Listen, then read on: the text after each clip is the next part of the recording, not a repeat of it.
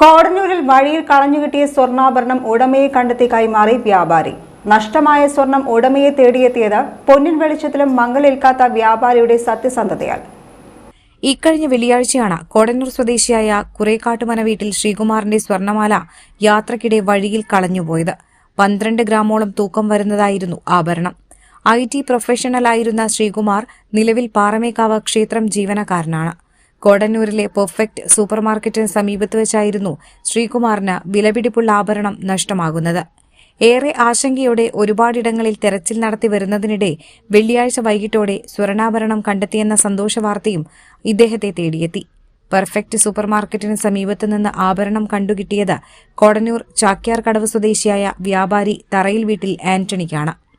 കണ്ടുകിട്ടിയ ആഭരണത്തിന്റെ മൂല്യത്തേക്കാൾ ഇതിന്റെ ഉടമയെ വേഗത്തിൽ കണ്ടെത്തണമെന്ന ചിന്തയിലായിരുന്നു വ്യാപാരി. അദ്ദേഹം ഉടൻ തന്നെ ഇക്കാര്യം ചേർപ്പ് ബ്ലോക്ക് പഞ്ചായത്ത് മെമ്പർ ജൂബി ചിറയത്ത്, അദ്ദേഹത്തിന്റെ ഭാര്യ കൂടിയായ പാറളം പഞ്ചായത്ത് വാർഡ് മെമ്പർ റിൻസി ജൂബി എന്നിവരെ അറിയിച്ചു. തുടർന്ന് കണ്ടുകിട്ടിയ ആഭരണം ചേർപ്പ് പോലീസ് സ്റ്റേഷനിൽ ഏൽപ്പിച്ചു. തിങ്കളാഴ്ച വൈകിട്ടോടെ ചേർപ്പ് CI KN മനോജിന്റെ സാന്നിധ്യത്തിൽ നടന്ന ചടങ്ങിൽ സ്വർണ്ണമാല ഉടമയായ ശ്രീകുമാറിന് വ്യാപാരി കൈമാറുകയായിരുന്നു.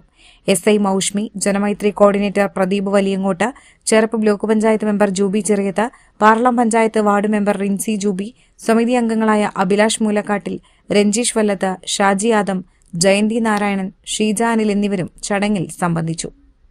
ഇന്നത്തെ കാലഘട്ടത്തില് ഇത്തരത്തിലുള്ള ഒരു കാര്യം ചെയ്യാൻ പറ്റുക പറയുന്നത്, പ്രത്യേകിച്ച് സ്വർണ്ണത്തിന് ഇത്രയും വില കൂടി നിൽക്കുന്ന സമയം, 12 ഗ്രാം എന്ന് പറയുന്ന ഏകദേശം 1.25 ലക്ഷം രൂപ വില വരുന്ന ആ ഒരു എമൗണ്ടുള്ള ആ ഒരു ചെയിൻ അത് കിട്ടി, അത് അറിയിക്കാനുള്ള ആ ഒരു മനസ്സും തിരിച്ചു കൊടുക്കാനുള്ള ഒരു മനസ്സും തീർത്തും നമ്മുടെ സമൂഹത്തിനൊരു മാതൃകയാണ്.